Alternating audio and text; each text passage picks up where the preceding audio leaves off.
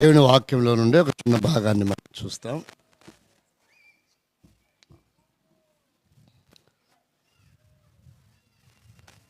ఆదికాండం మొదటి అధ్యాయం.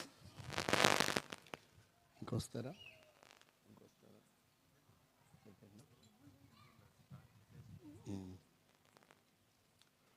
చిన్నపిల్లలు ఇట్రండి. మీరు అక్కడ ఎందుకు వెనక?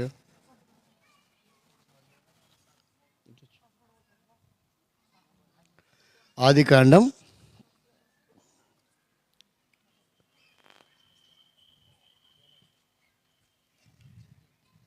మొదటి అధ్యాయం 28వ వచనం. మొదటి అధ్యాయము 28వ వచనం. దేవుడు వారిని ఆశీర్వదించెను, ఎట్లనగా మీరు ఫలించి అభివృద్ధి పొంది విస్తరించి భూమిని నిండించి దానిని లోపరచుకొనుడి.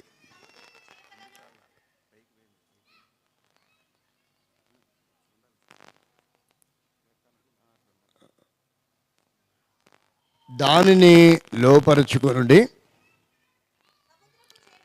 సముద్రపు చేపలను, ఆకాశ పక్షులను,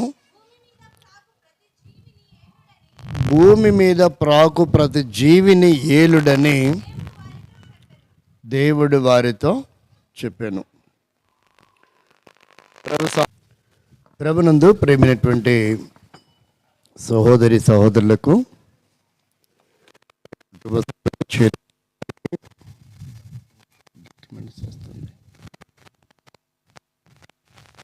గ్రామ సాయంకాల సమయంలో మరలా కొద్ది నిమిషాలు సృష్టికర్త ఆ దైవము మనకు అనుగ్రహించిన ఈ చక్కటి వాతావరణంలో తమరు ఏ స్థలంలో ఉన్నప్పటికీ, ఏ స్థితిలో ఉన్నా, ఈ శబ్దాంతరంగా వినపడుతున్న ఈ మాటల యందు మీ మనసు లగ్నముంచవలసిందిగా విన్నవించుచుండగా చిత్తగించుడి. ఆదికాండం అనే ఈ పుస్తకములో అతి శ్రేష్టమైనటువంటి మాట, ఆ పరంజీవుడు, ఆ సృష్టికర్త మానవాళికి అప్పగించినటువంటి అధికారము ఇక్కడ కనబడుతుంది. అది ఏంటి అంటే, ఈ విశ్వములో మానవుడికి ఇవ్వబడినటువంటి బాధ్యత, మానవుడికి ఇవ్వబడినటువంటి స్వేచ్ఛ, మానవుడికి ఇవ్వబడినటువంటి ఆ సమస్తం మీద ఆధిపత్యము. అసలు ఈ లోకంలో మానవుడు ఎంతకాలం ఉంటాడు, ఏం చేస్తాడు, ఎంతకాలం ఉంటా, ఏం చేస్తాను, ఏం సాధిస్తాను, ఎప్పుడు తనువు చాలిస్తాను అని అనుకుంటున్నప్పటికీ దైవము నీ విషయంలో, నా విషయంలో, యావత్ మానవ కోటి విషయంలో ఏమని తలంచాడో ఒక సామెత వాడతారు. అయినదొకటి, అనుకున్నదొకటి, డ్యాష్. ఆ పదం మనకు అనవసరం. తానొకటి తలంచితే దైవం మరొకటి తలంచాడు అని. కానీ మనం అది వ్యతిరేకంగా వాడుతున్నాం. దైవము ఒక విధంగా తలంచితే మానవుడు మరొక విధంగా తలంచాడు. ఏమి దైవము తలంచాడో, మానవుడు ఏం తలంచాడో, ఆ లోపాన్ని మనము ఈరోజు సరిదిద్దుకోవడానికి ప్రయత్నం చేస్తాం. రండి. మరలా ఈ వచనము 28వ వచనాన్ని మరొకసారి చదువుకుందాం. దేవుడు వారిని ఆశీర్వదించి, ఎట్లనగా మీరు ఫలించి అభివృద్ధి పొంది విస్తరించి భూమిని నిండించి. ఇది దేవుడు ఈ మానవుడికి అప్పగించినటువంటి బాధ్యతలు. అయితే చదువుకున్న వాక్యంలో ప్రభు నాకు ఒక చిన్న తలంపిచ్చాడు. మీకు కూడా ఏం తలంపించాడో ఒకసారి ప్రయత్నం చేయండి. ఏ విషయంలో లేక ఏ మాట ద్వారా ఈ రాత్రి వర్తమానము దేవుడు మనకి ఇవ్వబోతున్నాడు అనేది ఒకసారి చూడండి మీ బైబిల్ అందరిలో. ఈ భాగంలో నాకు ఒక చిన్న తలంపు ప్రేరేపించాడు. మీకు కూడా అది ప్రేరేపించిండొచ్చు. ఒక ప్రయత్నం చేయండి. ఇంకా ఒకరు భూమిని నిండించుట, ఒకరు లోపరుచుకొనుట. చెప్పండి, ప్రయత్నం చేయండి.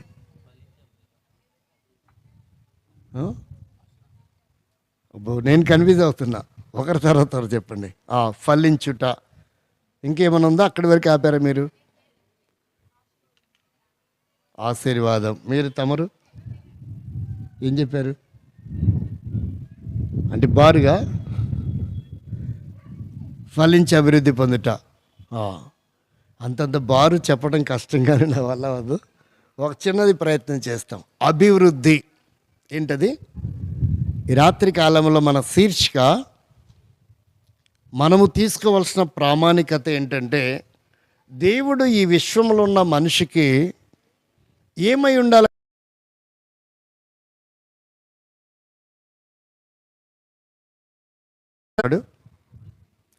దైవం ఇలా తలంచినప్పుడు ఈ లోకములో ఉన్న నీ బంధువులు, స్నేహితులు ఇంకేమంటారు? వారసులా, ఇరుగు పొరుగు వారా, దయాదులా? ఇక్కడేం వాడతారు? అన్నదమ్ములు, ఇరుగు పొరుగు వారు ఏం తలంచుతారు? దైవం ఏమని తలంచాడంటే అభివృద్ధి పొందాలని తలంచాడు. ఇక మనుషులు మన చుట్టుపక్కల ఉన్న వాళ్ళు ఏం తలంస్తారు? అతి ఉన్నతమైన స్థానంలో, మా ఇంటికంటే మాది 10 అంతస్తులు ఉంది, మా పక్కిళ్ళు 20 అంతస్తులు కట్టుకుంటే బాగుంటుందని తలంస్తారా? చెప్పండి. అసలు ఆడి ఇల్లు వాకిలు ఏమి లేకుండగా రోడ్డు మీద అలా తిరిగితే ఎంత బాగుంటుందో అనుకుంటారు. ఎవరు?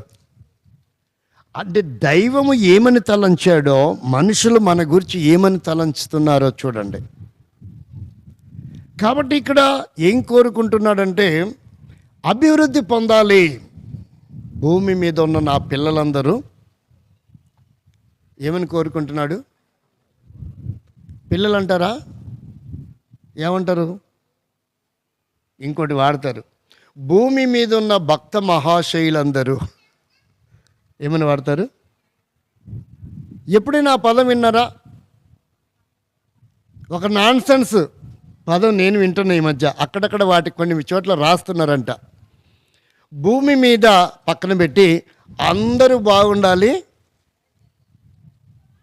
అసలు ఆ మాటలోనే వ్యర్థమైన మాట. అందరిలో నువ్వు లేవా? ఆల్రెడీ నువ్వు ఉన్నావు. అందరం బాగుండాలంటే సరిపోతుంది, మళ్ళీ అందులో నేను ఉండాలి ఎక్స్పెషల్లీ అండి. అది తప్పు. ఆ వ్యాఖ్యానం అంతా తప్పు. అందరం బాగుండాలి అయిపోయి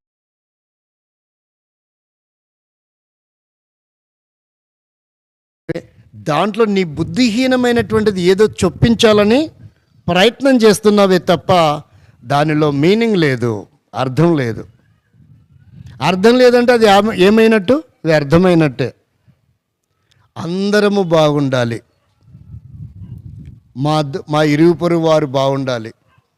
రెండవది ఏంటి? మా గ్రామస్తులు బాగుండాలి, లేక మా నియోజకవర్గం వారు బాగుండాలి, మా జిల్లా వారు బాగుండాలి, మా రాష్ట్రం అంతా లేక మా దేశం అంతటా, మా ప్రపంచం అంతా అంటారా?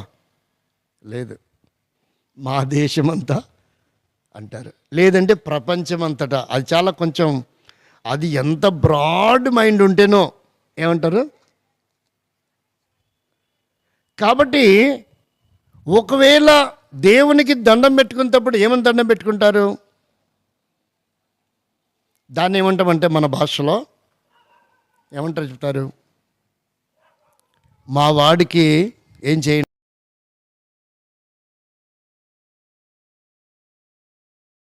అర్చన చేయండి. ఏమని? పాస్ అవ్వాలని. మరి మిగతా వాళ్ళ సంగతి ఏంది? ఫెయిల్ అవ్వాలనేగా. చెప్పరేంటండి? కాదండి.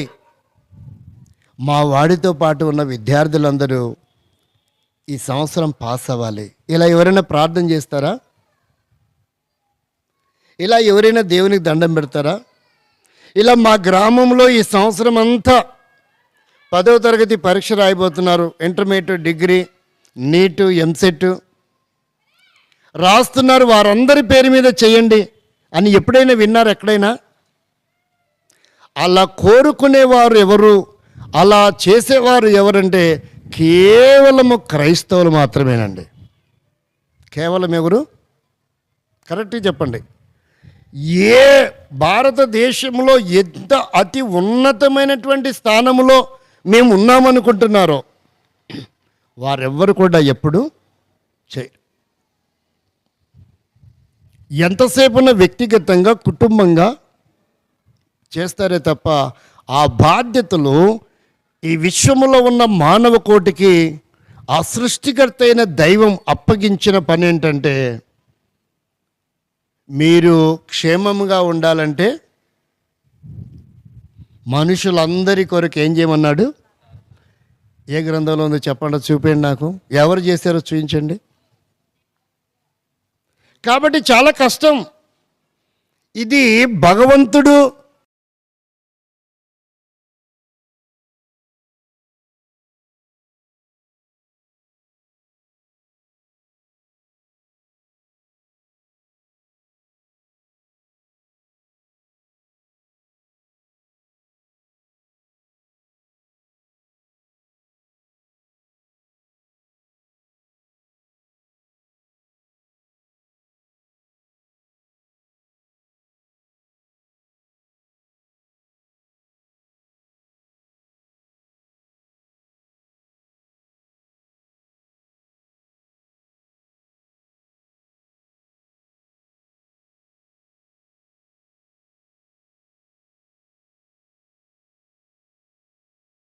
డాడీ ప్రార్థన చేస్తుంటే, ప్రభా మా దేశము ప్రధాని మోడీ గారి క్షేమంగా ఉండాలి, ఆరోగ్యంగా ఉండాలి. ప్రస్తుతం 73-74 సంవత్సరాలు వస్తున్నాయి. ఆయన పాలన ప్రజలకి క్షేమార్థంగా ఉండాలి. ఆయన క్యాబినెట్ బాగుండాలి. చేస్తారా? చేయరండి? ఈ రాష్ట్ర నాయకుల క్షేమం కొరకు ప్రజలందరూ, పార్టీ ఎవరైనా కానీ, ప్రజలందరికీ ప్రభుత్వ పథకాలు సక్రమంగా సమగ్రవంతంగా అందాలని, రైతులు, ఆయా వ్యక్తులందరూ క్షేమంగా, సుఖంగా, సుఖ సౌఖ్యాలు, భోగభాగ్యములు అనుభవించాలని ఖచ్చితంగా ఏం చేస్తారు? ప్రార్థన చేస్తారు. ఆ బాధ్యతలు దైవము ఎవరికి అప్పగించాడు? ఎవరైతే తనను సేవించి ఉన్నారో వారికి మాత్రమే అప్పగించాడు. అంటే సేవిస్తున్న ప్రతి వ్యక్తి రానున్న దినాల్లో వీటిని ఖచ్చితంగా ఏం చేస్తాడు? పాటిస్తాడు. అంటే నీ క్షేమము. మధ్యాహ్నం ఎంతమంది బల దగ్గర ప్రార్థన చేస్తుంటే విన్నారు? ఒకసారి చెప్పండి, ఎంతమంది విన్నారు? ఊరికి టూకీగా. ఎక్కలోడ నువ్వంటే పనికిమాలోడు గట్ట అవన్నీ ఎన్నుకుంటూ కూర్చుంటారా? మాకంత తీరిక ఆడుంది. అన్నగారు ఏమని ప్రార్థన చేశారంటే, అంటే వాంటెడ్గా కోట్ చేశాడు ఒక రెఫరెన్స్. ఇర్మియా గ్రంథంలో, బబులోను దేశంలో వారి క్షేమాన్ని కొరకు మీరు ప్రార్థించండి, వారి క్షేమమే మీకు క్షేమము. ఎంత అద్భుతమైన కొటేషన్ అండి! అందరికీ చేత అవుతాం. ఎప్పుడు కూడా ఎదుటివారి క్షేమంగా ఉండాలని కోరుకోరు. ఏం కోరుకుంటారు? ఎదుటివారు.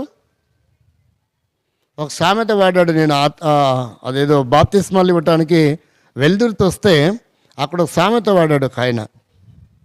అది బాగోదేమో. ఎదిరిన్లు డ్యాస్ ఆయన పాడాయన,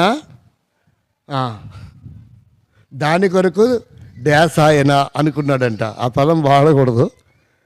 అట్లాంటి వాళ్ళు ఉంటారంట. తీసుకొని బయటికి వెళ్ళి దూరంగా వెళ్ళడం కష్టమవుతుంది ఆయనకి. అందుకని ఆ ఎదిరింట్లో వాళ్ళందరూ పాడైపోయి చచ్చిపోతే ఆ ఇంట్లోకి వెళ్ళేసి వస్తా కదా, ప్రశాంతంగా ఉంటుంది అనుకుంటున్నాంట. దీన్నే ఆంధ్రాలో ఏమంటారంటే ఒకడు ఇల్లు తగలబడి కాలిపోతుంటే ఒకడు వచ్చాడంట, వచ్చి బాబు కాస్త చుట్ట వెలిగించుకుంటా ఆ నిప్పు అందిస్తావా అనంట. ఎవరిని? ఎవరిదైతే ఇల్లు తగలబడుతుందో కాలిపోతుందో వాడి దగ్గరకు వచ్చి, ఎవరి దగ్గర అగ్గిపెట్టలేదు, నేను కూడా అగ్గిపెట్టే మరచి వచ్చిన, కాస్త చుట్ట సిగరెట్ వెలిగించుకోవాలా బాబా, ఎట్లాగా ఇల్లు కాలిపోతుందిగా, దానిలో కర్ర తెచ్చి నాకు కొంచెం నిప్పివా సిగరెట్ వెలిగించుకోవటానికి. ఎట్టుంది? ఉంటారు ఇట్టంటలు? ఈ ఊర్లో లేరేమోలేండి, కొన్ని చోట్ల ఉంటారు. కాబట్టి ఇలాంటి విచిత్రమైన లక్షణాలు ఉన్నాయి. అందుకే దైవం అనే ఆలోచించిన మాట ఏంటంటే, భూమి మీద ఉన్న నా ప్రజలందరూ ఏమై ఉండాలనుకుంటున్నాడు? అభివృద్ధి. అది ఎలా సాధ్యమవుతుందో మనం కొంచెం చిరు ప్రయత్నం చేద్దాం. నేను కూడా అభివృద్ధి పొందాలి.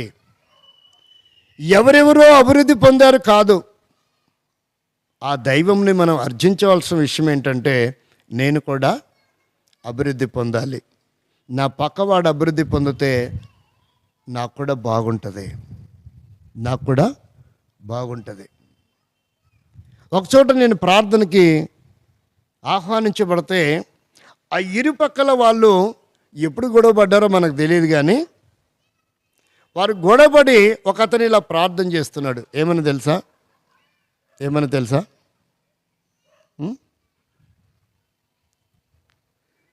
ఈ మధ్యలో ఒక ఇల్లు, అంటే ఇల్లు ఇదే భవనం ఉంది. ఇటువైపు అన్నీ ఏమంటారు వాటిని, గుడిసెల పాకల, ఇటువైపు అంతా గుడిసెలు ఉన్నాయి, అటువైపు అంతా గుడిసెలు ఉన్నాయి. మధ్యలో ఒక బిల్డింగ్ ఒకటి ఉంది. ఇటువైపు వాడు అటువైపు అతనితో గొడవ పడ్డారు. అటువైపు ఉన్న దాదాపుగా 550 ఇండ్లు తగలబడిపోయినాయి. ఆ విపరీతమైనటువంటి మే నెల వేడిమికి, ఆ ఎదురు గాలికి తగలబడిపోతే ఉంటే తనేమని ప్రార్థన చేశారో తెలుసా? ప్రభువా, వాడు సర్వనాశనం అయిపోవాలి, నాతో గొడవ పడ్డాడు, ఎక్కడ పొలం దగ్గర, వాడి కట్టుబట్టలు కూడా లేకుండా పోవాలి ప్రభువా. ప్రార్థన చేశాడు. ఎవరితో? బిల్డింగ్లో ఉన్న వ్యక్తి కోసం ప్రార్థన చేస్తున్నాడు. ఏమని? వాడిల్లు కూడా మొత్తం ఖాళీ బుడదైపోవాలా, రాళ్ళు పెంకులు ఏం మిగలకూడదు, ముక్కలు అయిపోవాలా. అంత పెద్ద ఎదురుగాలులు, అంత పెద్ద మంటలకి ఈ ఇంట్లో తెల్లారి వివాహం, బంగారము, పట్టు చీరలు, వస్తువులు ఏముంటాయి వివాహం అంటే, అన్నీ రెడీగా ఉన్నాయి. అయితే దేవుని స్తోత్రం, ఈ బిల్డింగ్ ఇక్కడ ఉండడం వలన ఇతని ఇల్లు ఏమైంది? 2 అంతస్తుల బిల్డింగు, అటువైపుకి ఏం పోలేదు, పాకలు, ఆ గుడిసెలు తగలపడల. అప్పుడు ప్రార్థన చేస్తుండే, వెళ్ళిపోయి కాళ్ళు పట్టుకొని ఏడుస్తూ ఉన్నాడు. నువ్వు నాశనం అయిపోవాలని నేను అనుకున్నా, నీ ఇల్లే లేకపోయింటే, ఇప్పుడు చెప్పండి, నీ ఇల్లే కనుక లేకపోయింటే, 2 అంతస్తులు లేకపోయింటే ఏమైంది? అది ఎక్కడ ఉన్న వరుసగా అయిపోయినాయి. దాన్ని ఏమంటారు? పొలము పని చేయడానికి ఏం పట్టుకుంటారు? వరుసగా చేస్తారు కదండి, ఆ పనిని ఏమంటారు? సాలా.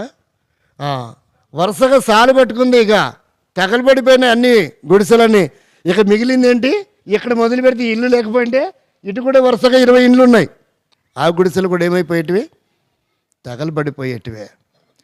ఆ ఇల్లోడు నాశనం అయిపోవాలని ప్రార్థన చేశాడు. ఇప్పుడు చెప్పండి, ఆ ఇల్లు ఉండబట్టే ఇతని కూతురి వివాహం అంగరంగ వైభవంగా జరిగింది.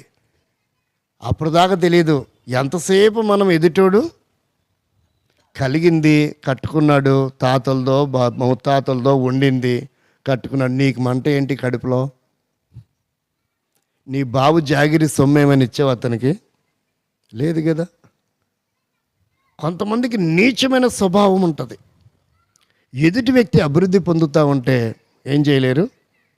ఓర్చుకోలేరు. అందుకనే భారతదేశము 500 సంవత్సరాలు వెనక్కి వెళ్తే చెప్పండి, ప్రపంచ పటంలో అసలు అమెరికా అంటే ఏంటో లేదు. ఈరోజు ప్రపంచానికి ఏమైంది? అది పెద్దన్నయ్య కూర్చోంది. ఇక్కడ 5,000 ఒక సున్నకు పోయింది అంతే. ఇండియాకు వచ్చే చరిత్ర ఎంతంట? 5,000 సంవత్సరాల చరిత్ర. అమెరికాకి ఎంత అంట? 500 సంవత్సరాల చరిత్ర. మరి ఎవరు సీనియారిటీలో ఉన్నారు? ఏం అభివృద్ధిలో ఉంది ఇప్పుడు చెప్పండి. అంటే ఈ దేశంలో ఎన్నో అవాంఛితమైనటువంటివి కార్యక్రమాలు మనసుల హృదయాలలో ఉన్నాయి. ఎదుటోడు బాగుపడకూడదు, పాడైపోవాలని, పంట పండకూడదు, పంట పండేస్తే ఒకటి నిప్పు పెట్టేస్తాడు, గడ్డివాము ఒకటి పెద్ద చేసుకుంటే అలా సిగరెట్ వెళ్ళి అగ్గిబొడ్లు కాల్చుకొని అలా పడేసి వస్తాడు. ఎంత దుర్మార్గమైన స్వభావమో. అందుకనే ఇంకా 1,000,000 సంవత్సరాలు ఇచ్చినా, ఒకవేళ ఇండియా పరిపూర్ణంగా ప్రపంచాన్ని పరిపాలించే స్థాయికి అయితే నేను అనుకుంటున్నా ఎదుగుతుంది అనేది గ్యారెంటీ అయితే నాకు లేదు. ఇప్పటికి 5,000 అయింది, ఇలాగే ఉంది. ఇంకా ఎక్కడ అభివృద్ధి పొందుతుంది? ఏ విషయంలో అభివృద్ధి పొందుతుంది? గాంధీ చెప్పాడు, అర్ధరాత్రి ఆడకూతురు ఒంటరిగా తిరిగితే ఆ రోజు ఏమైందంట భారతదేశానికి, ఆ రోజు వచ్చినట్టంట నిజమైన స్వాతంత్రం. ఇప్పుడు ఢిల్లీలో తిరగడానికే లేదు, పగలు వచ్చిందంటారా స్వాతంత్రం? ఒకసారి ఆలోచించండి. వివక్ష ఏముంది? విభజించి పాలించటం, ఒక వ్యక్తిని బలహీనుణ్ణి ఇంకా బలహీనపరచడం, ఇంకా కృంగతీయటం. వాడి జీవితంలో వాడి వస్త్రం వాడు ధరించకూడదు, మంచిదే. ఒక 10 ఏళ్ళ తర్వాత సెకండ్ హ్యాండ్ సైకిల్ కొంటే ఎవరినెత్తిన చేయబెట్టాడో, నిన్నటి దాకా లేదు, ఈరోజు సైకిల్ వచ్చింది. ఇది చేతులు పెట్టాడు, బాగానే ఉంటాడు, బైకులు కొంటాడు, కార్లు కొంటాడు, పొలాలు కొంటాడు, స్థలాలు కొంటాడు. కాబట్టి ప్రియమైన వారలారా, ఇక్కడ మనం గమనిస్తే ఎదుటి వ్యక్తి యొక్క అభివృద్ధిని స్వాగతించలేని బుద్ధిహీనమైనటువంటి స్వభావం. అందుకనే మన బ్రతుకులు ఇంకా ఇలాగే ఉన్నాయి.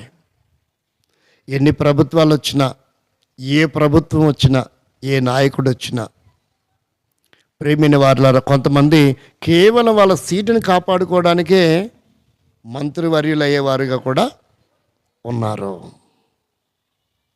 వాళ్ళ సంగతి కూడా ఇప్పుడు మనకు అనవసరం. కాబట్టి ఎలా అభివృద్ధి పొందాలా అనేది ఒక్కొక్కటిగా మనం చూద్దాం. రండి. మొదటిది ద్వితీయోపదేశకాండం 6వ అధ్యాయము 3వ వచనం.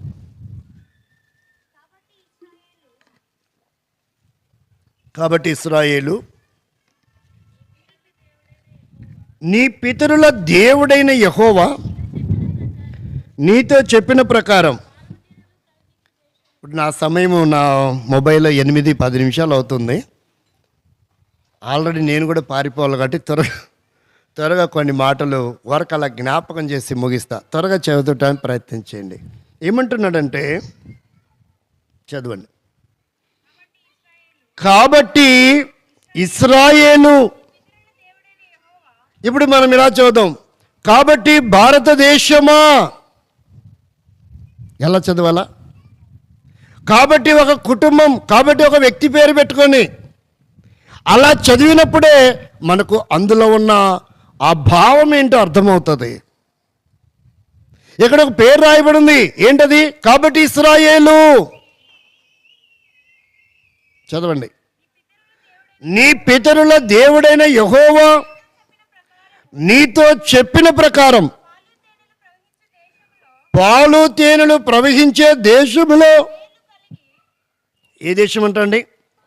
పాలు తేనెలు ప్రవహించే దేశములో మేలు కలిగి బహుగా అభివృద్ధి పొందినట్లు నీవు వాటిని విని అనుసరించి నడుచుకోవాలి.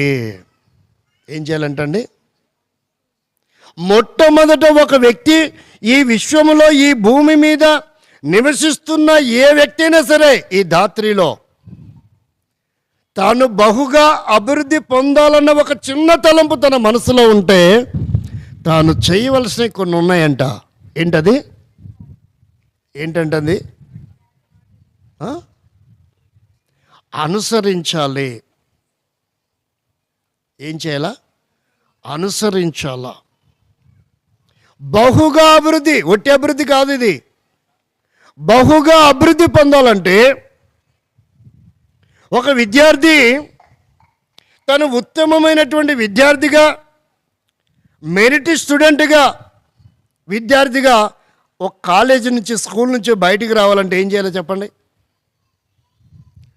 ఆ స్కూల్కి లేక ఆ కళాశాలకున్న రూల్స్ అండ్ రెగ్యులేషన్స్ని ఫండమెంటల్ ముందు ఏం చేయాలా? ఫాలో అవ్వాలా. రెండవది, అతనికి ఒక చక్కటి క్రమశిక్షణ కూడా అవసరం. మూడవది, అతను రెగ్యులర్ విద్యార్థి అయి ఉండాలి. నాలుగవది, చదువు మీద ఏకాగ్రత కలిగిన వాడుగా ఉండాలి, ఆసక్తి కలిగిన వాడిగా ఉండాలి. ఇవి ఏమీ లేకుండానే ఒక వ్యక్తి మెరిట్ స్టూడెంట్గా బయటికి రాలేడు. కాబట్టి ఆ రూల్స్ ఫాలో అవ్వను, కానీ నేను మాత్రం మెరిట్ స్టూడెంట్గా బయటకు వస్తా, సర్టిఫికెట్ తెచ్చుకుంటా అంటే వీలవుతుందా?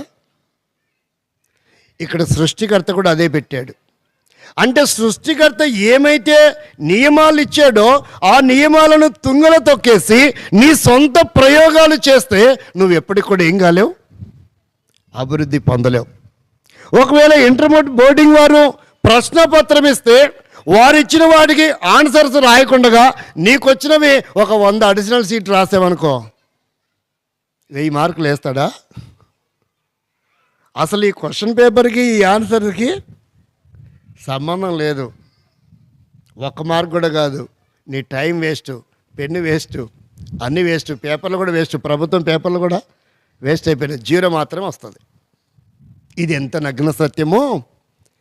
సృష్టికర్త దైవము ఒక పద్ధతిని ఏర్పరిచి ఉండగా ఆ పద్ధతి కాకుండా నీ సొంత పద్ధతిలో నువ్వు ఏర్పాటు చేసుకుంటే ఆ పద్ధతిలో నువ్వు ఎప్పుడు కూడా ఏం పొందలేవు, అభివృద్ధి కాదు, బహు అభివృద్ధి కాదు కదా, కనీసం అభివృద్ధి కూడా పొందలేవు.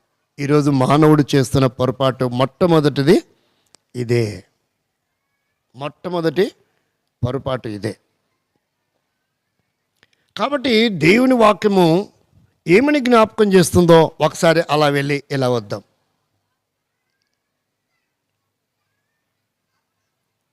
హగ్గయి గ్రంథం 1వ అధ్యాయము 4వ వచనం 5వ వచనం చదవండి.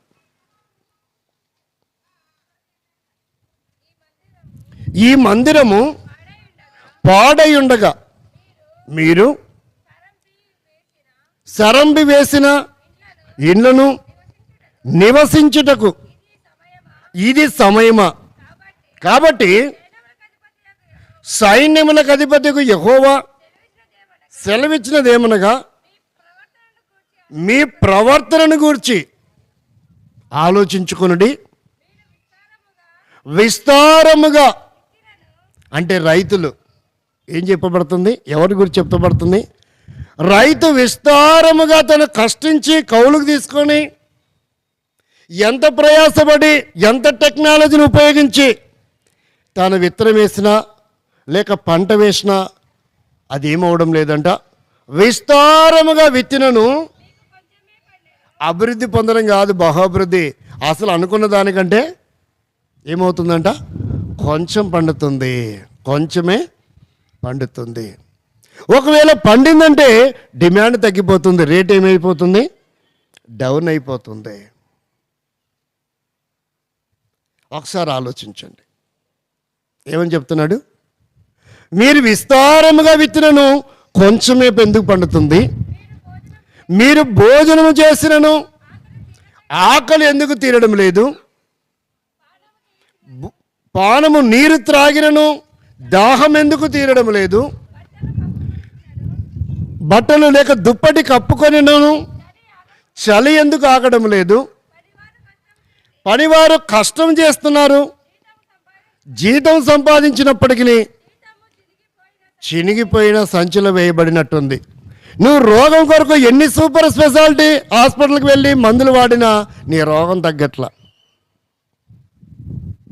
నీవైతే ప్రయాసం పడుతున్నావు, శ్రమ పడుతున్నావు, వెతుకుతున్నావు, అంగలారుస్తున్నావు. ఈ సంవత్సరం కాకపోతే వచ్చే సంవత్సరం, వచ్చే సంవత్సరం కాకపోతే మరలా ప్రయత్నాలు చేస్తున్నావు, కానీ ఏమవడం లేదంట. అది వ్యాపారమైనా, వ్యవసాయమైనా, ఉద్యోగమైనా, చదువైనా, ఎన్ని కోచింగ్లు తీసుకుంటున్నావో, ఎన్ని కార్యక్రమాలకు అటెండ్ అవుతున్నావో, ఎన్ని ఇంటర్వ్యూలకు వెళ్తున్నావో, ఎందుకు సెలెక్ట్ అవ్వడం లేదు? ఎన్ని ప్రయోగాలు చేస్తున్నప్పటికీ ఎందుకు సఫలమవడం లేదు?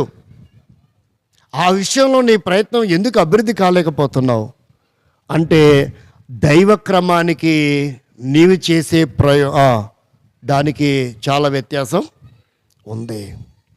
దైవ క్రమము ప్రవర్తన ఒకలాగుండండి అని చెప్తుంటే దానిని వదిలిపెట్టి నీ సొంత ప్రవర్తనతో నువ్వు ప్రయోగాలు చేయడం వలన ఏమవుతుంది? అనుకున్న దానికంటే ఎంతో లోపము. ఎన్ని ప్రయోగాలు చేసినా సఫలమవడానికి బదులుగా విఫలమవుతూ వచ్చినటువంటి నీ జీవితం ఇప్పటికే కనబడుతుంది. పనివాడు కష్టపడి జీతం సంపాదించిన ఏమవట్లేదంట. ఒక ఆయన విజయవాడలో ఉన్నాడు. 1,00,000 రూపాయలు తయారు చేసి ఒకడికి 5 రూపాయలు వడ్డీకి ఇవ్వాలనుకుంటుండంట. ఎంత? 25 సంవత్సరాల నుంచి ప్రయోగం చేస్తే 1,00,000 ఎప్పుడు అవ్వలేదంట. ఏంటది? ఇక 98,000 అయింది, ఇక 2,000 కదా అనుకుంటాడంట. ఈలోపు ఎవడికోడికి ఒంట్లో బాగాలేకుండా అవుతుందంట. 10,000 20,000 దీంట్లో నుంచి తీసి హాస్పిటల్కి ఖర్చు. 25 సంవత్సరాల కాలంలో 1,00,000 తను ఏం చేయలేకపోయాడంట. ఇక నీ ప్రయోగాలు కూడా అంతే. నేను అది చేస్తా, ఇది చేస్తా, నాకు ఇంత వస్తుంది, అంత వస్తుంది, నువ్వు లెక్కలేసుకుంటావు. కానీ చివరాఖరికి ఏంటంట, ఒకరోజు అనుకుందంట, ఏమంటారు దాన్ని, సునకం. ఏమనుకుంది? నా బ్రతికేంద్ర నాయన, అన్ని ప్రశాంతంగా తృప్తిగా నీరు తాగుతున్నాయి, ఎట్టకెళ్ళకు బంగాళాఖాతం ఈ చివరి నుంచి చివరికి ఇది అవతలికి వెళ్ళి తృప్తిగా నీళ్ళు తాగాలని నోరు పెట్టి తాగుతుంది అది. దాని పని ఏంటి? ఆ నాలుకకి ఎంత తేమ అవుతుందో అంతే. అంటే నువ్వు ఎన్ని ప్రయోగాలు చేసినా అది సముద్రం మీద అవతల ఒడ్డుకి వెళ్ళినా అది సమృద్ధిగా అన్ని జంతువులాగా ఏం చేయలేదు, తాగలేదు. ఆ నాలుకకి ఎంత తేమ అవుతుందో దాని సిద్ధాంతం దానికి అట్ట పెట్టాడు దేవుడు. అదేమన్నా ఒంటిలాగా జీవితకాలం ఇంకేముంది, దొరికాయి ఒక 18-20 లీటర్లు తాగుతా అనుకుంటుందా? ఒక 10 బిందెలను తాగుదాంలే, మళ్ళీ దొరుకుతా లేదు అనుకుంటుందా? లేదు. కాబట్టి ఇలా అయిపోతుంది మన పరిస్థితి. కాబట్టి నువ్వేం చేయాలంటే ఒక క్రమం ఉంది, ఒక పద్ధతి ఉంది, ఒక సిద్ధాంతం ఉంది. సూత్రం మర్చిపోయిన తర్వాత నేను 100 ప్రయోగాలు చేస్తా అంటే లెక్క రాదు. నీకు లెక్క రాకపోయినా ఏమి ఉండాలా? Formula important. సూత్రం తెలియకపోతే ఆ లెక్క ఎలా చేయాలో ఏమో. ఒకరోజు ఒక ఊరికి వివాహమై అల్లుడు క్రొత్తగా వచ్చాడు. ఏమంటారు, నిద్రలు అంటారా, తిరిగింపులు మరిగింపులా, ఏమో మీకే తెలియాల. పరిస్థితులు అన్నీ వేరుగా ఉన్నాయి. అక్కడి పదాలు వేరే, ఇక్కడి పదాలు వేరేనాయి. కాబట్టి ఒకరిని ఊరికి భోజనానికి ఆహ్వానించారంట ఆ నూతన వధువరులని. ఆహ్వానిస్తే 11:30 గంట సమయంలో పోస్ట్ మ్యాను, అంటే ఇది కొన్ని సంవత్సరాల క్రితంది, పోస్ట్ మ్యాను ఒక లెటర్ను తెచ్చిచ్చాడు. నేను ఆ ఊర్లో వాక్యం చెప్పడానికి వెళ్ళాను. లెటర్ తెచ్చిస్తే ఆ పిల్లోడు, ఆ నూతన పెళ్లి కుమారుడు లెటర్ పట్టుకొని ఏడుస్తూనే ఉన్నాడు. ఇక డ్రెస్ చాలా బాగుంది, ఖరీదైన వస్త్రాలు వేసుకున్నాడు, ఏడుస్తూ ఉన్నాడు. లెటర్ ఏడుస్తూ ఉంటే పట్టుకొని ఆ ముసలామె కూడా ఏడుస్తూ ఉంది, పొర్లి ఏడుస్తూ ఉంది రోడ్డు మీద పడి. అసలు ఈడెందుకు ఏడుస్తున్నా ఆమెకు తెలీదు, ఆమె ఎందుకు ఏడుస్తుందో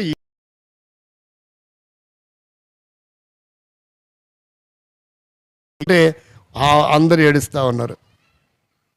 నేను కూడా ఏడుస్తూ ఉన్నా. ఎందుకంటే ఆ సీన్ చూస్తూ ఉంటే నాకు కూడా ఏమవుతుంది, దుఃఖం వస్తూ ఉంది కానీ కంట్రోల్ చేస్తున్నా. బయటికి ఏడవట్లేదు కానీ కన్నీరు అయితే నాకు తెలియకుండానే. దాన్ని ఎవడు ఆపుతాడు? దానికి డ్యాములు కడతామా? అది ఎటు పల్లం ఉంటే అటు వెళ్ళిపోతాయి ఆ నీరు. అది వెళ్ళిపోతూ ఉంది. నేను కూడా ఖర్చుతో తుడుచుకుంటా ఉన్నా. అసలు ఒకటి బుడ్డాడు వచ్చాడు. ఏం పేరు నీ పేరు? ఏం పేరు అయ్యగారు? నువ్వా? ఏది వాడు ఆడబెట్టొచ్చావు? ఇక్కడే పెట్టాడు.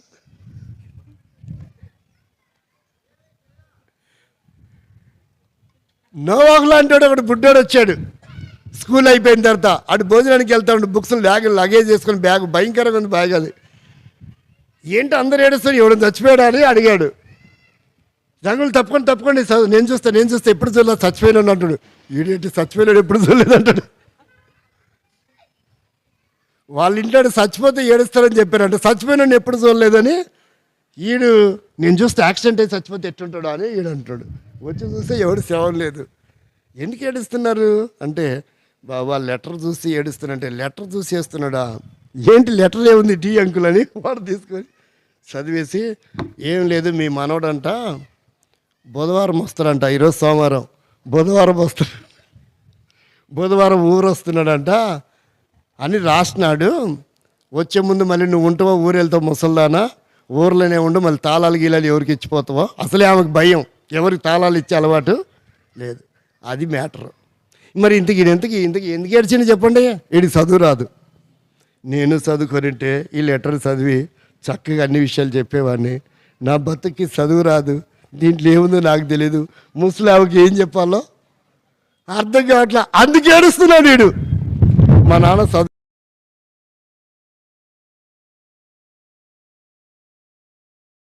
అయిపోయింది ఏంది అని ఈడు ఏడుస్తున్నాడంట. ఆమె ఎందుకు ఏడుస్తుంటే, ఏ సంబంధం లేని పిల్లగాడ కొత్త పెళ్లి కొడుకు ఇంత ఏడుస్తుంటే, అమ్మ నా మనవడికి ఏమైందని ఆమె ఏడవడం మొదలు పెట్టిందంట.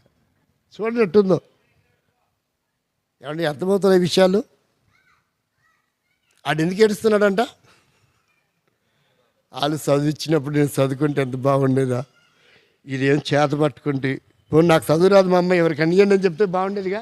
ఈ డ్రెస్సును చూసి ప్రిస్టేజ్ ఇగో అడ్డం వచ్చింది, అది చెప్పలేకపోయాడు. ఏం చేయగలిగాడు?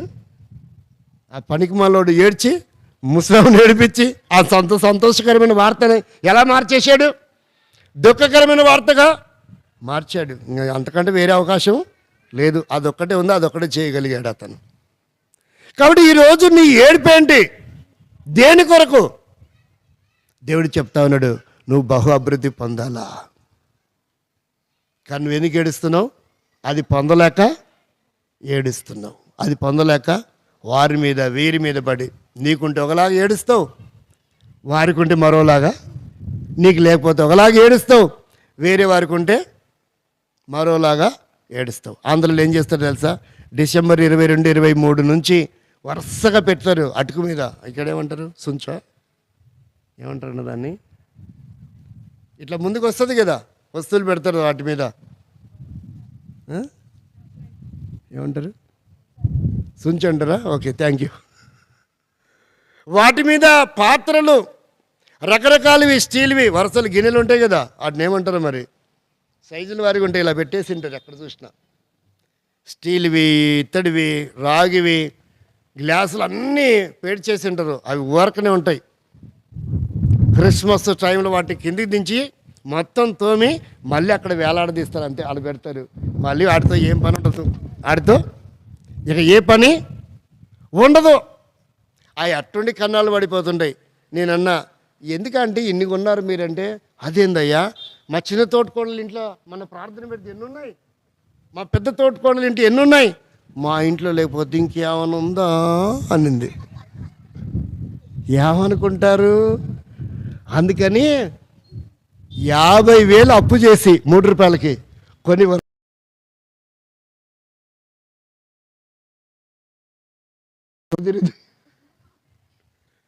అప్పు ఏమైంది? ఇప్పుడు వాళ్ళకు ఉంది, కొన్నారు, నీకెందుకు? మొత్తానికి ఏమైందో తెలుసా? ఆ ప్రభుత్వం ఇచ్చిన 2 గదుల ఇల్లు వాళ్ళకి రిజిస్ట్రేషన్ చేసేసారు. అయిపోయింది. ఇంకా ఇప్పుడు ఫుట్పాత్ మీద కాళ్ళ పక్కన చిన్న ఒకటి పాక వేసుకొని, కొట్టం వేసుకొని దాంట్లో పడి ఉన్నారు. అవసరం ఆమెకి? కొంతమందికి చాదస్తం నరనరాలలో ఉంటుంది అనిపిస్తుంది. నీకు ఏ స్థాయిలో ఉంటే ఆ స్థాయిలో ఉండు. దేవుని మహిమపరుస్తూ, ప్రభా మమ్మల్ని ఇలాగ ఉంచావు, చక్కగా ఆరోగ్యంగా ఉంచావు, ఏం లేకపోయినా ఓ ముద్ద తినే అవకాశం ఇచ్చావు, ఒళ్ళు కనపడకుండా ఏదో ఒక 200, 300 చీర వేసుకునే అవకాశం ఇచ్చావు, సంతోషంగా ఉండొచ్చు కదా. ఈ గోలంత ఎందుకు అంటే, ఏదో రకంగా మేము కూడా అభివృద్ధి పొందామని ఏం చేసుకోవాలనుకుంటే కొంతమంది నిరూపించుకోవాలంటారు. కొంతమంది కకృతి పడుతున్నారంట. వరకు నా మాట చదవండి, విచిత్రంగా ఉంటుంది, కానీ నేనైతే దాన్ని విశదీపరచలేను, కట్ చేస్తా చదివించి. హోషేయ గ్రంథం 4:10. కొంతమంది ఎలాంటి వాళ్ళు ఉన్నారు చూడండి. హోషేయ గ్రంథం 4:10. వారు దేవుణ్ణి లక్ష్య పెట్టడం మానిరి గనుక వారు భోజనము చేసినను తృప్తి పొందకయుందురు. డ్యాస్ చేసినను ఏం చేయట్లేదంటే వారు దాన్ని ఎలా వాడాలో ఇక బైబిల్ భాషలో దీన్ని సమగ్రవంతంగా మనం అర్థం చేసుకుంటే అక్రమము అని ఈ పదాన్ని ఎలా మనం అర్థం చేసుకోవాలా? అక్రమము చేసినా వారు ఏం కాలేకపోతున్నారంట. మరి ఇక్కడ ఏం మాట్లాడతారో దాన్ని ఏమంటారు? హైదరాబాదా, సారీ బెంగళూరు, ఏం ఏరియా?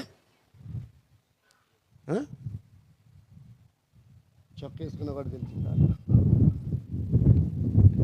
విన్నావా? ఎవరైనా మీ ఫ్రెండ్స్ వెళ్ళి వస్తే తెలుసుకున్నావా? ఏందే మరి అంటే ఒళ్ళు అమ్ముకుంటే కూడా ఏం కావడం లేదంట కొంతమంది. ఇక ఇలా చెప్తే బాగుందేమనిపిస్తుంది. మీకేమి అర్థమవుతుందా? కొంతమంది ఏం చేస్తున్నారంట అన్న, ఇది అర్థమవుతుంది ఈ పదం. కొంతమంది అభివృద్ధి పొందాలని ఏం చేస్తున్నారంట? ఒళ్ళు అమ్ముకుంటున్నారు. అయినా వారి జీవితంలో ఏం కావడం లేదు, అభివృద్ధి కావడం లేదు. అసలు అభివృద్ధి ఎలాంటిదో, బహు అభివృద్ధి ఎలాంటిదో దేవుడు చెప్తా ఉంటే ఆ పద్ధతిని ప్రక్కన పెట్టేసి నీ సొంత ప్రయత్నాల వల్ల ఎప్పుడు అభివృద్ధి పొందాలనుకుంటావు? ఎలా అభివృద్ధి పొందుతావు?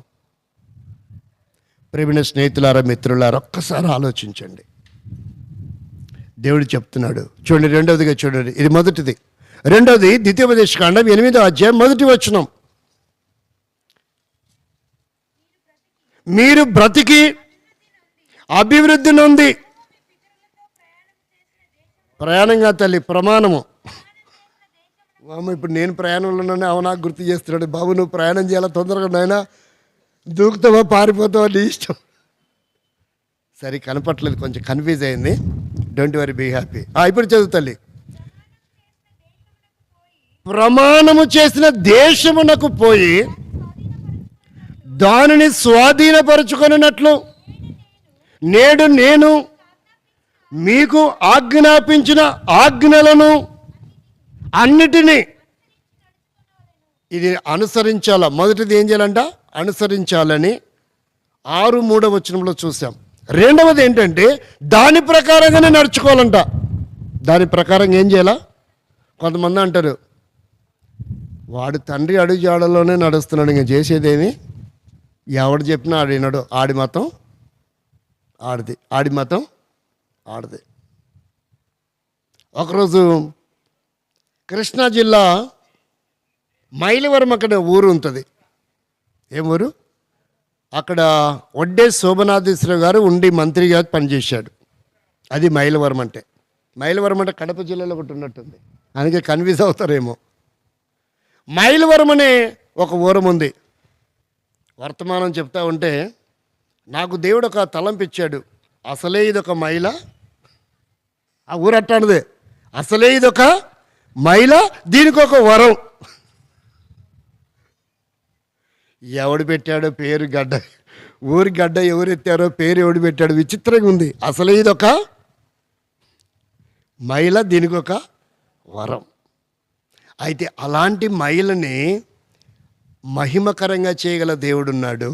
అది ఎంతగా పాడైపోయి భ్రష్టు పట్టినా ఒక్కసారి ధ్రువం మార్చి యూటర్న్ తీసుకొని ప్రభు వైపు తిరిగితే దాన్ని ఏం చేస్తాడు? మహిమకరంగా. స్టువర్టిపురం అనేది మూవీ కూడా ఉన్నట్టుంది. అదొక భయంకరమైనటువంటి ప్రదేశం. ఇప్పుడు దాన్ని సువార్తపురంగా మారిపోయింది. ఎలా మారిపోయింది? సువార్తపురం.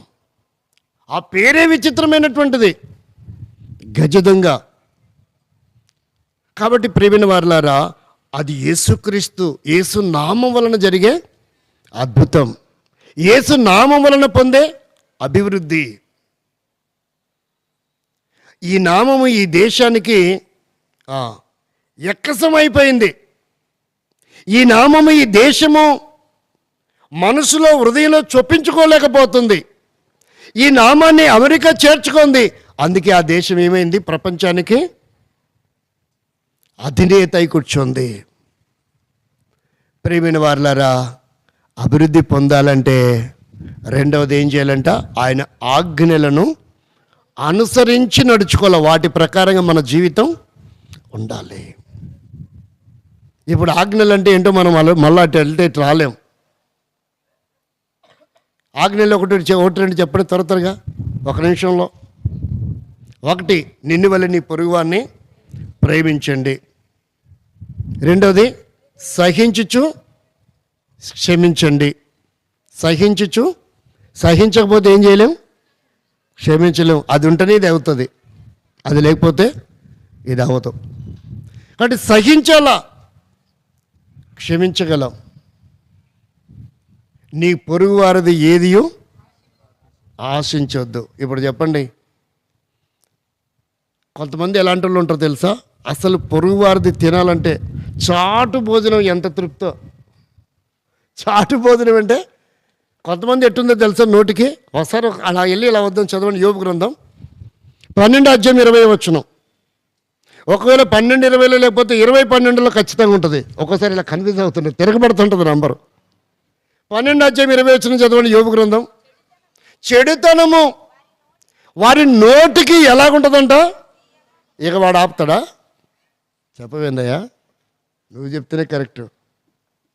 ఇటాడివి నువ్వు బాగా పరిశీలిస్తూ ఉంటావు సైలెంట్గా ఉండి. వాడెట్టా ఈడెట్టా అనేది నీకు అదే అలవాటు. కాకపోతే దాని గురించి మళ్ళీ మాట్లాడవు. ఎవడని ఎట్టను పోతే నాకెందుకులే. కాబట్టి ఇక్కడ ఏంటంటే చెడుతనం ఎలా ఉందంటే నోటికి. మీకు సంగతి తెలుసా అండి? పసిబిడ్డ ఒక 4 నెలలు 5 నెలలు ఉన్నాయనుకున్న వయసు.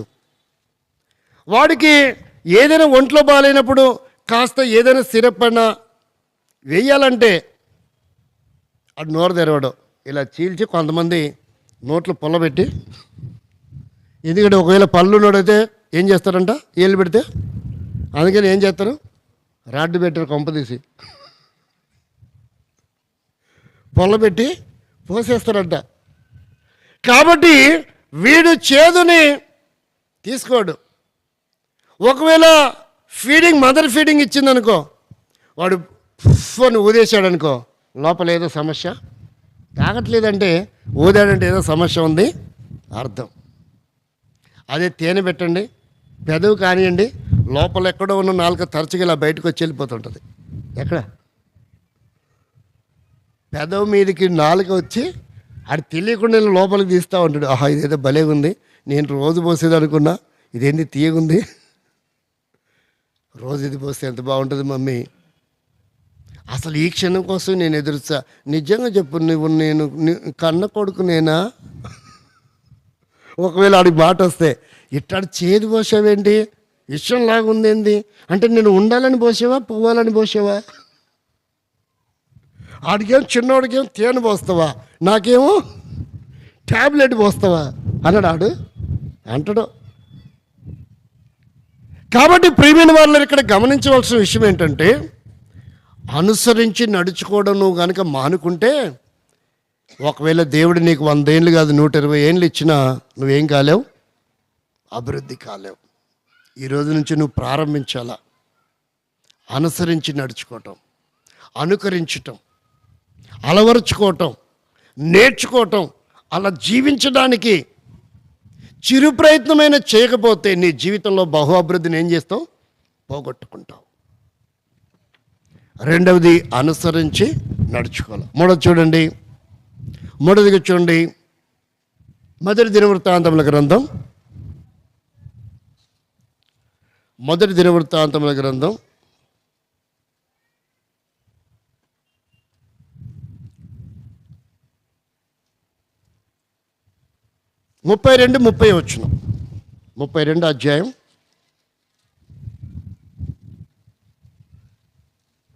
మన్నించండి, ఈ రెండో దినవృత్తాంత గ్రంథం 32 అధ్యాయం 30 వచనం.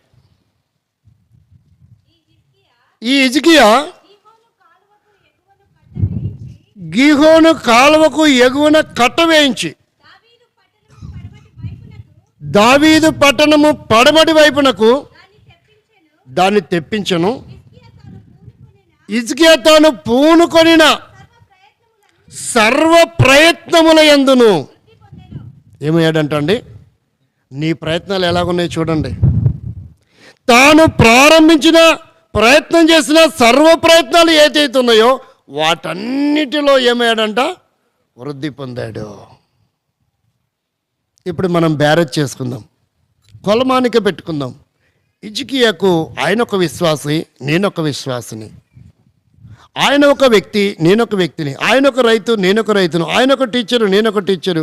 ఆయన ఒక వ్యవసాయదారుడు, నేనొక వ్యవసాయదారుడు. ఆయన ఒక అధికారి, నేనొక అధికారి. నాకు ఆయనకున్న వ్యత్యాసం ఏంటి? ఆయన ప్రయత్నాలన్నీ కూడా ఏమైనాయి? వృద్ధి. మరి నా ప్రయత్నాలు ఏమైనాయి? కాబట్టి ప్రియమైన వారులారా, మన ప్రయత్నాలు ఎలా ఉన్నాయంటే, ఒకడున్నాడంట, ఆడి పేరేంటి? ఆడు ఎక్కడి నుంచి ఎక్కడ బయలుదేరాడంట? మనము విలోమ అనుపాతంగా ఉండవలసిన వారం ఎలా అవుతున్నారు? అనులోమ అనుపాతం. వాడు ఎక్కడి నుంచి ఎక్కడ బయలుదేరంటే యెరూషలేములో నుండి ఎక్కడ బయలుదేరాడంట? శాపగ్రస్తమైనటువంటి ప్రాంతం వైపు వెళ్ళాడంట. ఉన్నతమైన స్థితిలో నుండి, దైవ ప్రత్యక్షతలో నుండి తను రోజు రోజుకి ఏమైపోతూ వచ్చాడు? దిగజారుతూ వచ్చాడు. ప్రియమైన సోదరి సోదరులారా, నువ్వు అభివృద్ధి పొందాలని దేవుడు కోరుకుంటుంటే శాపగ్రస్తమైనటువంటి ఎరుకో వైపు నీ ప్రయాణం సాగించేవాడవుగా దానవుగా ఉన్నావా? ఈ రాత్రి కాలంలో ఎందుకు నువ్వు అభివృద్ధి పొందలేకపోతున్నావో దేవుడు నీ కొరకు మాట్లాడుతున్నాడు. నీ ప్రయత్నాలలో ఎందుకు వృద్ధి పొందలేకపోతున్నావో దేవుడు నిన్ను ప్రేమించిన వాడై ఆ స్థితిలో నువ్వు ఉండాలి, నీ కుటుంబం ఉండాలి, నీ వంశం ఉండాలని ఇష్టపడుతూ ఉన్నాడు. మనుషులకు ఇష్టం లేకపోవచ్చు, కానీ దేవునికి మాత్రం నువ్వంటే ఎంత ఇష్టమో ఒకసారి ఆలోచించండి. 28వ అధ్యాయము, ఇది 4వది. 28వ అధ్యాయము 6వ వచనం. 2వ దినవృత్తాంతములు 28వ అధ్యాయం 6వ వచనం. రెమల్య కుమారుడైన శతహు యూదా వారిలో పరాక్రమశాలులైన 120,000 మందిని ఒకనాడు హతము చేసెను. వారు తమ పితరుల దేవుడైన యెహోవాను అనుసరించినందున విసర్జించినందున వారికి ఇట్టి గతి పట్టింది. ఏం చేయడం వల్ల జరుగుతుందంటే, ఇది ఏ నామమైతే మనము హత్తుకొని జీవించాలో, ఏ నామానికైతే మనము లోబడి ఉండాలో, ఏ నామాన్ని అయితే మనం తలపైన మోసుకోవాలో, ఏ నామాన్ని అయితే హృదయంతరంగంలో చేర్చుకోవాలో ఆ నామాన్ని విసర్జించినందువలన ఎంతో వేదన, ఎంతో కలవరము, ఎంతో భయము, ఎంతో చింత, దుఃఖము, నిరాశ, నిస్పృహ, అంటే అనేక రంగాలలో మనం ఏమైపోతున్నాం? సర్వ ప్రయత్నాలన్నీ కూడా నష్టపోయినటువంటిది. మేకలు పెంచావా, ఎద్దుల్ని పెంచావా, కోడదూడలు పెంచావా? చూడండి, వారు నీకు తెలియకుండా నీకేమవుతున్నట్టు? ఎవరి మీదైతే ప్రేమ పెట్టుకొని మనసు ముడిపడి ఉందో వారు నీకు తెలియకుండా చిన్న వయసులోనే ఏ చిన్న చిన్న కారణాల వల్ల దూరం అయితే ఆ వేదన ఎట్టుంటుందో అనుభవించే వారికి అర్థమవుతుంది. నీకు రావాల్సిన ఉద్యోగం క్షణాలలో నీ పక్కింటి కొడుకు వెళ్ళిపోయింది అనుకో, ఎలా ఉంటుంది? ఒకసారి ఆలోచించండి. నీకు రావాల్సిన ప్రమోషను, నీకు రావాల్సిన ట్రాన్స్ఫరు, నీవు పొందవలసినటువంటి అధికారము, ఒకవేళ రాజకీయ రంగం అయితే ప్రెసిడెంటా, ఎమ్మెల్యేనా, ఆ నీ స్థాయి వేరే వాడికి వచ్చిందనుకో ఎలా ఉంటుంది? నీకు రావాల్సిన స్టేట్ ఫస్ట్ ర్యాంకు ఒక్క మార్కులో పోతే, మిస్ అయితే ఎలా ఉంటుందో ఒకసారి ఊహించుకోండి. ప్రియమైన స్నేహితులారా, మిత్రులారా, అది ఎందుకు జరుగుతుందంటే ఆ నష్టం అంటే నువ్వు నష్టపోవడం దేవునికి ఏమాత్రం ఇష్టం లేదు. కానీ నువ్వు నష్టపోతున్నావంటే దాన్ని నువ్వు తెలుసుకోవాలి. ప్రభువా, అసలు ఈ నష్టం ఎందుకు కలిగింది? నేను అభివృద్ధి పొందాలని కదా నీ కోరిక. కానీ నేను ఈ వేదన ఎందుకు అనుభవిస్తున్నా? ఎందుకు ఇలా కోల్పోతున్నా? ఎందుకు ఇలా నష్టపోతున్నా? ఎందుకు ఈ వేదన అనుభవిస్తున్నా? కారణం ఏంటంటే నేను నిన్నేం చేశాను? ఎప్పుడు విసర్జించావో, ఏ కారణం చేత విసర్జించావో, ఎవరు నిన్ను దూరం చేస్తూ వచ్చారో, ఏ సమస్య నిన్ను దేవునికి దూరంగా చేస్తూ వచ్చిందో, ఏ అలవాటు, ఏ బలహీనత, ఏ స్నేహము, ఏ వ్యసనము నిన్ను బంధించి ఈడ్చుకొని వెళ్తుందో, దాన్ని కనుక నువ్వు విడిచిపెట్టగలిగితే నువ్వు అభివృద్ధి పొందుతావు. ఒక్కసారి ఆలోచించు ప్రియ స్నేహితుడా, మిత్రుడా, ఒక్కసారి ఆలోచించు. దేవుని వాక్యం చెప్తున్నటువంటి మాట ఎంత అద్భుతమైనదో. మొదటి దినవృత్తాంతములు 22:13 చదవండి. 22:13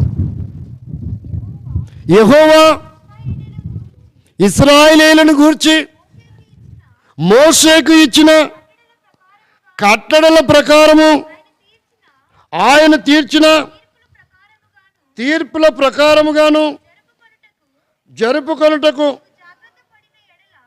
నీవు జాగ్రత్త పడిన ఎడల నీవు ఏమంటున్నాడు? నీవు జాగ్రత్త పడితే ఏం పొందుతావు? వృద్ధి పొందుతావు. అంటే ఇక్కడ ఏం చెప్తున్నాడు? ఇది మొదటిది అనుసరించాలి, రెండవది నడుచుకోవాలి, మూడవది జాగ్రత్త పడాలి. ఆ జాగ్రత్త లేకపోవడం వలన జరిగిన ప్రమాదాలు ఇవన్నీ. నీవు అభివృద్ధి పొందాలని ఆలోచన ఉంది, తగిన జాగ్రత్త లేదు నీ జీవితంలో. ఎలా నువ్వు అభివృద్ధి పొందుతావు?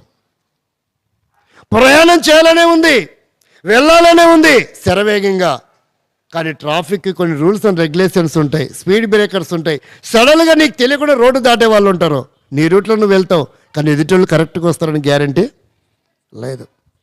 నిన్ననే అనుకుంటా, అన్నగారు నేను బండి మీద వెళ్తుంటే ఒక అమ్మాయి స్కూటీ పెప్ప మీద దేంట్లో వస్తుంది, పిల్లలున్న పాపను పెట్టుకొని స్కూల్కి తీసుకెళ్ళాలని అవతల రోడ్లో నుంచి యువతల్లోకి వస్తుంది.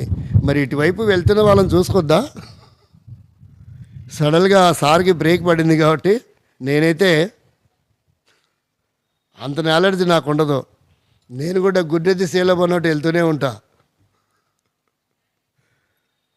ఆయన సడన్గా బ్రేక్ వేసుకొని కంట్రోల్ చేసుకున్నాడు. కాబట్టి ఈరోజు పరిస్థితులు ఎలాగునంటే నీకు జాగ్రత్త లేదు. తెలంగాణ పదంలో ఏమంటారు తెలుసా? బిడాజర పైలం ఏమంటారు? పైలం అంటే ఏమనుకున్నాను నేను? తైలం అనుకున్నా ఫస్ట్. తైలంతో ఇప్పుడే నేను బస్సు ఎక్కుతుంటే తైలం అని చెప్తే దానికి తల్లపంది. జాగ్రత్త. డ్రైవర్ దగ్గర ఒక స్లిప్ అంటించుంటారు చూసారా? డ్రైవర్ అన్నా జర భద్రం. మరి భద్రం అంటే ఏందో నాకు అర్థం కాల. అది కూడా జాగ్రత్తనేనా? బస్సు ఎక్కేటప్పుడు జాగ్రత్త బాబు అంటే ఇటు తప్పిపోతారని కాదు, ఎప్పుడు ఏ క్షణమైన ప్రమాదం జరగచ్చు. కానీ నువ్వు అభివృద్ధి పొందాలంటే తగిన జాగ్రత్త. నీ దగ్గరకు వచ్చే ప్రతి రూపాయిని నువ్వేం చేసుకోవాలా? జాగ్రత్త చేసుకోవాలా. విచ్చలవిడిగా వస్తుంది కదా అని ఖర్చు పెట్టకూడదు. నా డబ్బు నా ఇష్టం, నేను తింటా తాగుతా ఏమైనా చేసుకుంటా, దానం చేసుకుంటా, ఎవరికి? డ్యాస్కి చేసుకుంటావు. తర్వాత రోడ్డు మీద నిలబడతావు. తర్వాత ఏమవుతుంది? వాళ్ళు మేలు పొందుతారు. నీ డబ్బు, నీ ఒంట్లో ఉన్న బలము అప్పటి వరకు వాళ్ళు యూజ్ చేసుకుంటారు. ఆ తర్వాత కరెంటు కదా నీ దగ్గర ఉన్న పవర్ అంతా అయిన తర్వాత వదిలేసినట్టు అప్పుడు నీ పరిస్థితి అదే. చెరుకు రసం, చెరుకు కాలో ఏ కొద్దిగా రసం ఉన్న చీమలు పట్టుకుంటాయి. రసం అంతా అయిపోయిన తర్వాత ఆ చీమలు కూడా ఏం చేస్తాయి? ఆ చెరుకు రసం పిప్పిని, అది చెరుకు అయినప్పటికీ నా పిప్పి దగ్గరికి వెళ్ళవు. ఎందుకని? దాంట్లో ఇంకేమీ లేదు. జాగ్రత్త లేకపోతే నీ కుటుంబం, నీ కష్టార్జితం నువ్వు ఎందుకు అనుభవించలేకపోతున్నావు అంటే నీకు జాగ్రత్త లేకపోవటం వల్ల. అదే జాగ్రత్త చేసింటే, నీ వ్యసనాలను ప్రక్కన పెట్టింటే ఈరోజు నీ కుమార్తెకు, నీ కుమారుడికి వివాహం అయిపోయిండేది. అప్పులు చేయాల్సిన అవసరం ఉండేది కాదు. ఒకవేళ అప్పు చేసినా అది తీర్చుకోలేక, వేదన చెందలేక ఇల్లు వాకిలు అవి ఇవి అమ్ముకోవాల్సిన అవసరం ఉండేది కాదు. నీకేం లేదు, తగిన జాగ్రత్త లేదు. ప్రియమైన స్నేహితులారా, మిత్రులారా, మరి ఇలాంటి గ్రంథం నీ జీవితానికి ప్రతిరోజు పారాయణం చేయాలి. ఇన్ని అద్భుతమైన సంగతులున్న గ్రంథం. భూమి మీద మనిషి మనుగడ సాగించాలంటే, అనునిత్యము ఎలా ఉండాలో, ఏం జరగాలో, ఏం పొందాలంటే సత్యవేద గ్రంథం బైబిల్ని పారాయణం చేయటం ప్రామాణికత. నాకు కాదులే అనుకుంటున్నావు. ఆ గ్రంథం యొక్క సారాంశము నీకు తెలీదు. నీ బుద్ధిహీనంగా ఏదో ఆలోచించి నాకు అవసరం లేదనుకుంటున్నావు. మరి నువ్వు భారతీయుడివే, నేను భారతీయునే, మంచిదే. తెలుసా నీకు? మ్యాథ్స్, లెక్కలు ఈ దేశం సబ్జెక్టు కాదు. ఇంగ్లీష్ ఈ దేశ సబ్జెక్టు కాదు. సైన్స్ ఈ దేశ సబ్జెక్టు కాదు. సోషల్ కూడా ఈ దేశ సబ్జెక్టు కాదు. మరి అవి ఎందుకు చదువుతున్నావు? అవి చదువుతావు. ఎందుకంటే lawyer, doctor, engineer, lecturer, professor, చెప్పండి, జడ్జి అవ్వాలంటే అవి చదవకపోతే నీకు ఏ ఉద్యోగం? నువ్వు ఇంజనీర్ అవ్వలేవు. కాబట్టి నువ్వు వేరే దేశానికి వెళ్ళాలంటే, ఆ దేశానికి వెళ్ళి నేను ఈ భాష మాట్లాడుతుంటే కుదురుతుందా? అక్కడ నువ్వు ఆంగ్లం మాట్లాడాలి. ప్రేమైన వారలారా, అవి ఎలా ఎందుకు చదువుతున్నావు? అవి నీకు సంబంధం లేనివే, అసలు నీ దేశానికే చెందవే. మళ్ళీ ఇక్కడ ఉద్యోగం కావాలా? ప్రేమైన వారలారా, అందుకనే ప్రతి వ్యక్తి, నువ్వు మనిషి అయితే సత్యవేద గ్రంథం నీకు ప్రామాణికమే. ఇంకా నువ్వు మనిషి కాకపోతే నాకు సంబంధం లేదు. ఒక్కసారి ఆలోచించండి. చివరిగా చూడండి, 2వ దినవృత్తాంతంలో 26వ అధ్యాయము 8వ వచనం చదవండి. అమ్మోనీయులు ఉజ్జియాకు పన్నిచ్చువారైరి, అతడు అధికముగా బలాభివృద్ధి నొందెను గనక అతని కీర్తి ఐగుప్తు మార్గ ప్రదేశములంతటా శిలాశాసనాలకు చెక్కించబడుతుంది. నీ అభివృద్ధి ఏంటంటండి? నువ్వు అభివృద్ధి పొందితే ఎలా ఉంటుందో తెలుసా? ఎక్కడికెక్కడికో వ్యాపిస్తుంది. ఒకవేళ 10th క్లాస్లో స్కూల్ పాస్ అయితే ఇక ఫ్లెక్సీలే. నీ పేరు చెప్పుకొని స్కూల్ వాళ్ళు బతుకుతారు. నీ పేరు చెప్పుకొని కాలేజీ వాళ్ళు మా స్కూల్లో చదవబట్టే అని. అంటే నువ్వు చదవకుండానే రాయకుండానే చెప్పండి కాలేజ్ ఫస్ట్ వచ్చాడా? నీ ఫ్లెక్సీ పెట్టుకొని వాళ్ళు ఏమవుతారు? స్ట్రెంగ్త్ని పెంచుకుంటారండి. అది నీ కీర్తి. అలా ఉండబోతుంది నీ కీర్తి, నీ హోదా, నీ స్థాయి శాసనాలుగా లిఖించబడబోతున్నాయి. లేదా నీ కోరిక, ఆ స్థాయికి నేను ఎదగాల, అంతగా నేను అభివృద్ధి పొందాలా, నా కీర్తి వ్యాపించాలి, నా ఇంటి వరకే పరిమితమై ఉండాలనుకుంటావా? జిల్లా మొత్తానికి, రాష్ట్రం మొత్తానికి, దేశం మొత్తానికి వ్యాపించాలని లేదా? ప్రేమిన సోదరి సోదరుడా, ఒక్కసారి ఆలోచించు. అంతగా నిన్ను అభివృద్ధి చేయాలని దేవుడు ఇష్టపడుతుంటే నీవేమో నీ ఇష్టానుసారంగా ఆలోచించి అంతటి అభివృద్ధిని కోల్పోయి ఏదో ఇలా బతికితే చాలే, 5 ఏళ్ళు నోట్లో ఏంటంట అన్ని జంతువులకు పోతున్నాయి. నీకు తెలుసా? 60-70 ఏళ్ళ కోసం కకృతి పడుతున్నావు. తాబేలు 150 సంవత్సరాల కంటే ఎక్కువ బతుకుతుంది. ఆలోచించండి. తిమింగలం 90 సంవత్సరాలు బతుకుతుంది. మనిషికి సరిహద్దు ఉంది, 120 సంవత్సరాల లోపే. ఇలా ఎన్నో జీవరాశులు నీకంటే ఎక్కువ సంవత్సరాలు బతుకుతున్నాయి. అవి ఏం ఉద్యోగం చేయట్లా, ఏ కాలేజీకి వెళ్ళి సర్టిఫికేట్ తెచ్చుకోవట్లా, ఏ వ్యాపారం చేయట్లా. ప్రేమిణ స్నేహితులారా, మిత్రులారా, మనం అనుకుంటాం నాది ఒక బ్రతికేనా, నీది ఒక బ్రతికేనా?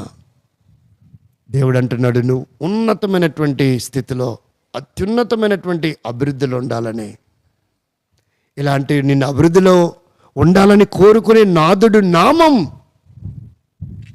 ఈ విశ్వంలో యేసునాథుడు మాత్రమే. ఆయన దగ్గరికి వస్తావా? ఆహ్వానిస్తా ఉన్నాడు.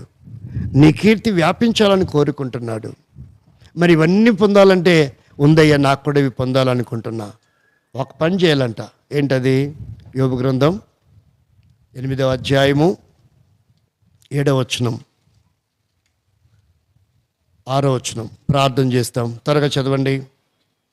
యోబు గ్రంథం, నీవు పవిత్రుడవై యథార్థవంతుడమైన ఎడల నిశ్చయముగా ఆయనని యందు శ్రద్ధ నిలిపి నీ నీతికి తగినట్లుగా నీ నివాస స్థలమును వర్ధిల్ల చేస్తాడు. ఈ పాక ఉండదు.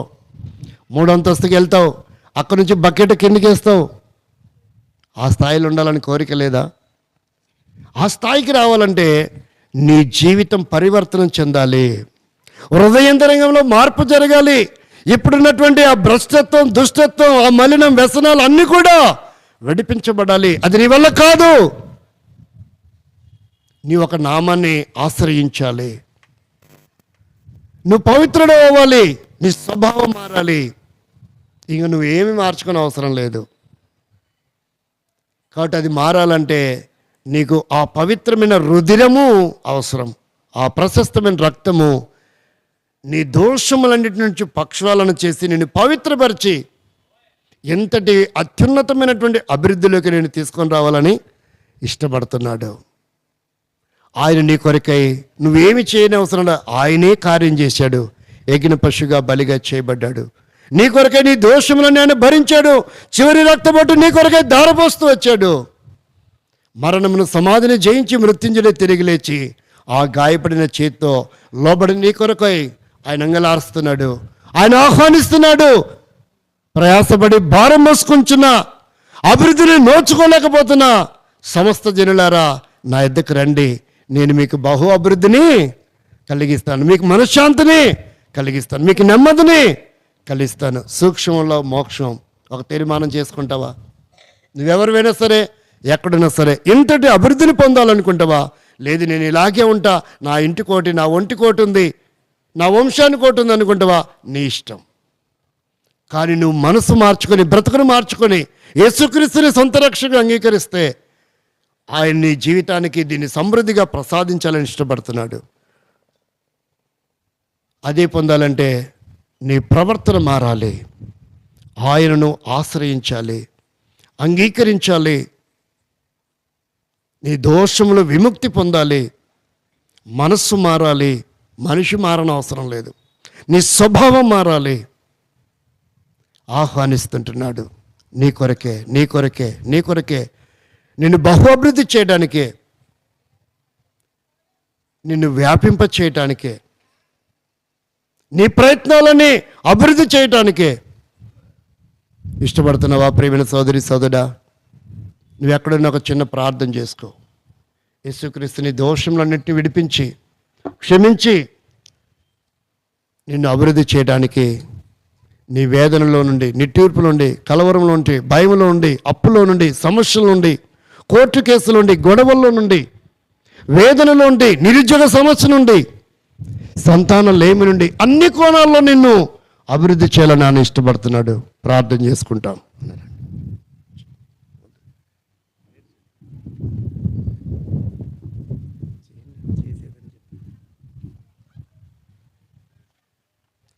ప్రేమల మా తండ్రి, పరిశుద్ధమైన దేవానికి స్తోత్రములు. కుటుంబ సభ్యుల్ని బట్టి వారికి ఉన్న భారము, బాధ్యతలు, వారి ప్రతి అవసరత అక్కర మీరు తీర్చండి. ఏ విషయాల్లో వేదనలో తీర్పులు ఉన్నారో సహాయపడండి. చేర్చిన సంఘం కసాపురంలో గ్రామంలో నివసిస్తున్న సమస్త మానవాళి కొరకు కుల మత వర్ణ భేదము లేకుండగా ఎవరైతే నేను కూడా అభివృద్ధి పొందాలని ఎదురు చూస్తూ ఆశిస్తూ ఎలా వీలవుతుంది, ఎలా సాధ్యమవుతుంది, ఏ మార్గం ద్వారా, ఎవరి ద్వారా మేము పొందగలమని ఎదురు చూస్తున్నారు. ప్రభా, దయచూపండి. వారి హృదయంతరంగానికి దగ్గరకు వెళ్ళి వారిని మీరు ఆకర్షించండి. మీరు కోరినట్లుగా వారు బహు అభివృద్ధిలో ఉండగలిగేటట్లు అన్ని రంగాలలో సహాయపడమని గ్రామ ప్రజలను, అధికారులను, నాయకులను జ్ఞాపకం చేసుకొని దీవించి ఆశీర్వదించమని శోధనలో కీడు అపాయం నష్టం తప్పించి కాపాడమని కృప చూపించమని సమస్త మహిమా ఘనత ప్రభావాలు మీకు ఆరోపిస్తూ మమ్మల్ని మేము తగ్గించుకుంటూ మీ నామమును మహిమపరుస్తూ యేసుక్రీస్తు నామంలో ప్రార్థించి వేడుకొనుచున్నాం తండ్రి. ఆమేన్.